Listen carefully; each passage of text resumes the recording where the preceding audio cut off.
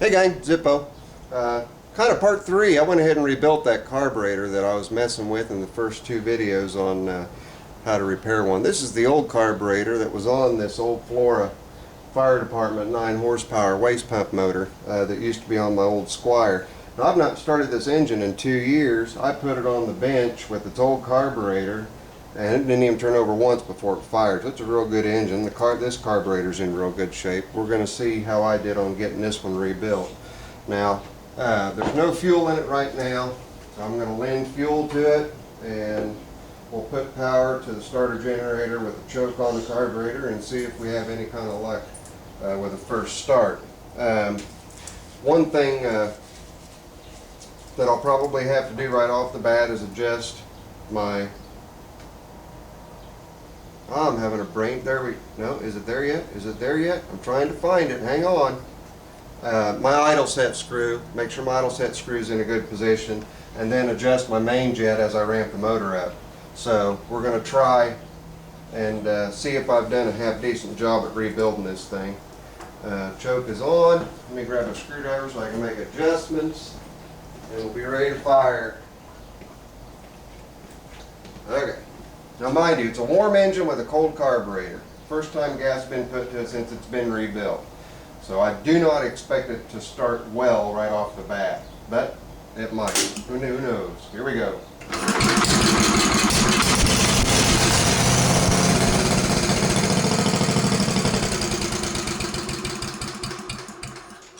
Okay, we got a start and a stop. So I'm going to set my idle screw back just a quarter turn. Try her again. I'm also going to reduce my RPMs just a little bit.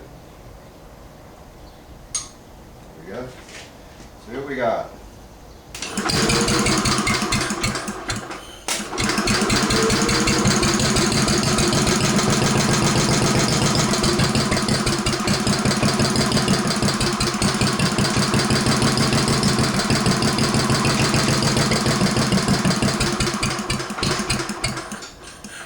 Bring my idle back up a little.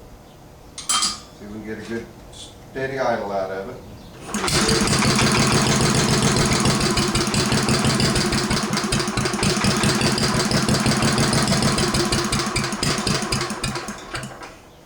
Not yet. And it still seems to be just a little bit lean. So we'll back the idle screw out just another quarter turn. Try her again.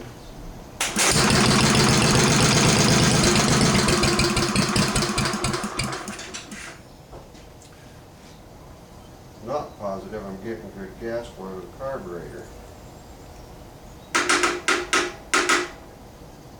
What I just did, sometimes even on a rebuild, the needle and seat will stick on you first couple or 3 times through a rebuild, and just tap it. That'll let that needle fall down and fill the carburetor up with gas.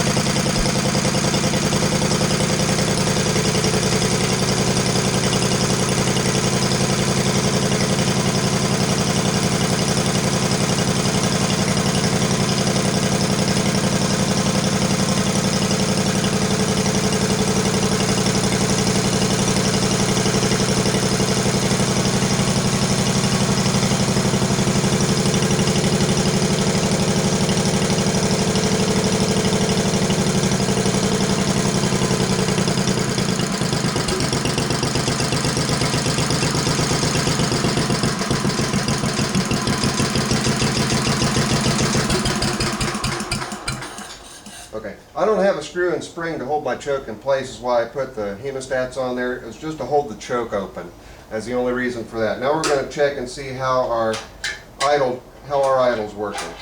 Hopefully, or how our main jet's working. Hopefully it'll be alright, but if not, we'll make a couple quick adjustments to it. We've got our idle set, and like I said, I had started that at 1.5 turns. It started on it, but I didn't like it too much, so I had to bump it up a little bit open it up a little bit to actually 2 full revolutions. We got it to the 2 full revolutions, and it seemed to want to idle just fine. So now we're going to try the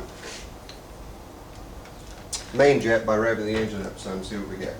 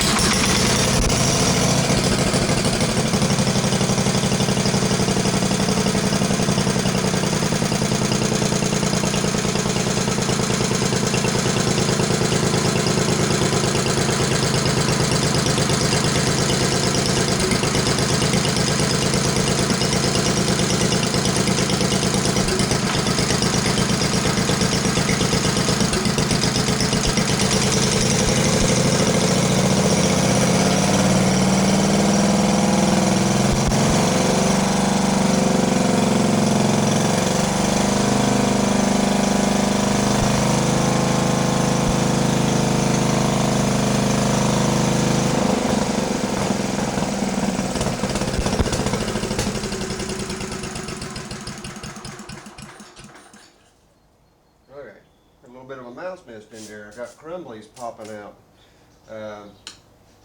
Set my idle up just a hair more. Apparently we came back down to idle. It didn't want to stay, so let's see if it'll stay now.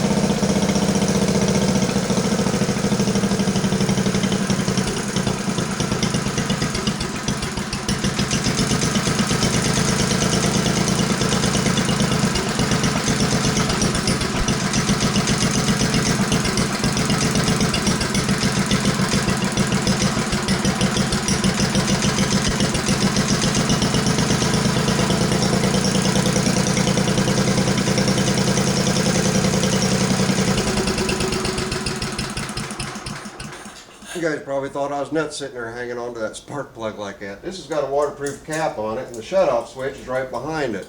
The little button in there reaches in and grounds out the spark plug. So anyway, there we go. We're at 8 minutes and 25 seconds. And that's the basics on what you do. You get it running, you go through and you adjust your...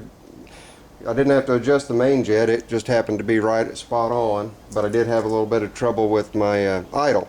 And I did have to open my idle up again, another quarter turn to get it to smooth out at idle. So there you go.